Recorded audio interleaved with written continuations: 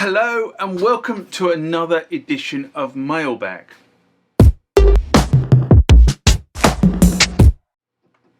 What is Mailbag? Well, Mailbag is a feature of the channel where you guys leave lots of comments on the channel and I attempt to answer those comments, or if I can't answer those comments, I throw it out to you guys who have more knowledge on some of this stuff than I do. So let's get into the first mailbag of this session. Remember, like, comment, subscribe to the channel. Go over to Instagram and follow me there. Go over to Facebook, follow me there. That's where the normal notices are. And consider becoming a Patreon.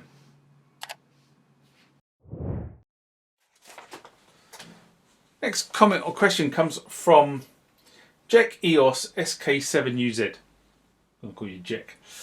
And this was in response to Behringer announced the Neptune 80, a video, an SMR I did in March 2023. And Jack writes, Roland R&D staff turned into digital extremists. The Juno-X did not even have a Poly 2 as sign button. Let alone, this alone ruined the Juno-X. Roland didn't listen to their fan base. They couldn't even replicate their own legacy synthesizers or drums properly or authentically. How hard is it to build a DCO analog oscillator from a little 8 MHz crystal and add a Poly 2 button to make fans happy? Nope, they just shoved a microwave brain heater CPU in there and a whole bunch of C programming and omitted stuff.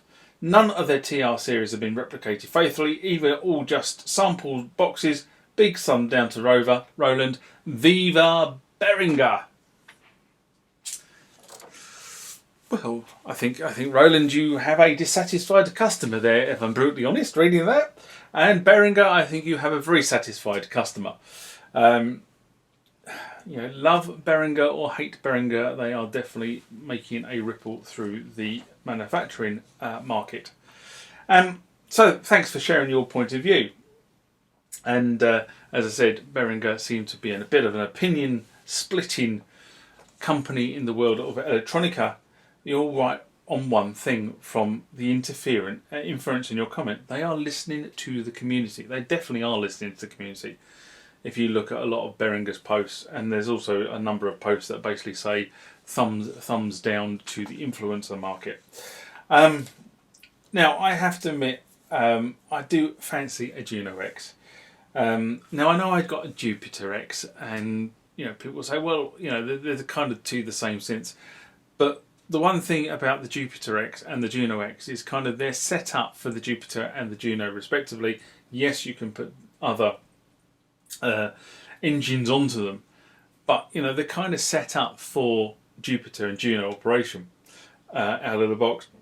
And some of the other engines you put on there, it's kind of, there's a company called Synth Overlays. I don't know whether you've come across them, but Synth Overlays make a bunch of overlays that go on top of these synthesizers that actually set them up for the other engines. Very cool concept. A little bit expensive if you want all of them, you're talking about £250. But on the flip side of that, yes, I said you want all of them, it's about £250. The reality is, the time saving it gives you, it's probably worth £250 for all the overlays, and they're made of a rigid plastic, so you need somehow a way of keeping them, in a cupboard or in a drawer. Or really, what you want is like a plastic. I'll tell you what I've got here. This is what you want.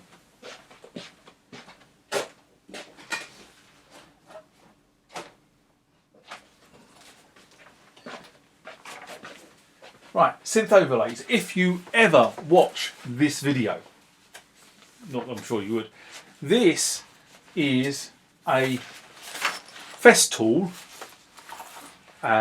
guide. So when you're running a saw along a piece of wood, you put this on the piece of wood, you put it flat, it grips the wood, and your saw runs nice and straight. That's what it's all about.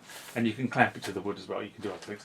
But what you want for your overlays is you want to sell your overlays, all 5 overlays, and a bag just like this. This is absolutely ideal. I've gone completely off subject, but you know, I've just thought about that, and that is what you want. You want a bag that looks like that. Nice little Hessian bag where you can put all the synth overlays in, and you'll never lose them. Now, back on script. As I said, you know, I fancy a Juno-X. I haven't done a deep dive on the functionality, I have to be honest. And at the moment, at the point of writing this, which was about a month and a half ago, they were being discounted by $250 in the US. But, Roland, you haven't discounted them in the UK. Why do the US get a discount and the UK don't? Don't know. But I think that's geographically marketing unfair, or geographical cleansing. Now, I'll probably get in trouble for saying that because I'm not quite sure what the connotations of that are.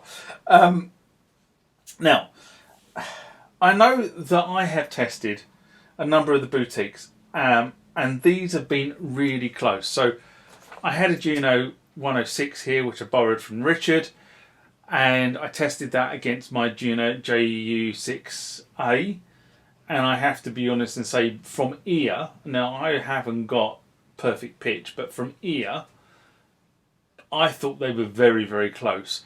I thought the the 6A was quieter than the 106, but I thought in terms of patches and tones, they were very close. I did try the same experiment with the System 8 and managed to make a complete hash of it, and I still got the video sitting in post, wondering whether I'll actually post it or not. Anyway, but I haven't got round to buying the synth because even though I want it, at the moment I can't justify it with, you know, as many people know who watch the channel, I've gone through a really messy divorce. It's kind of wiped me out. I need to been working on this place, which we've bought. I think that's the first time I've admitted that we've done that. But I suppose a number of people would probably have guessed the amount of work that's been going on here. So, you know, trying to just re-establish myself and justifying buying a synth, whereas, you know, I have some very understanding people around me, including my housemates. I don't feel sometimes that I can justify the cost of buying a Juno-X brand new. There's been one or two synths that have turned up in the last, like the DX7 FD, which I've been looking for utterly ages. But you know, it's all a case of being patient, as they say, softly, catchy monkey.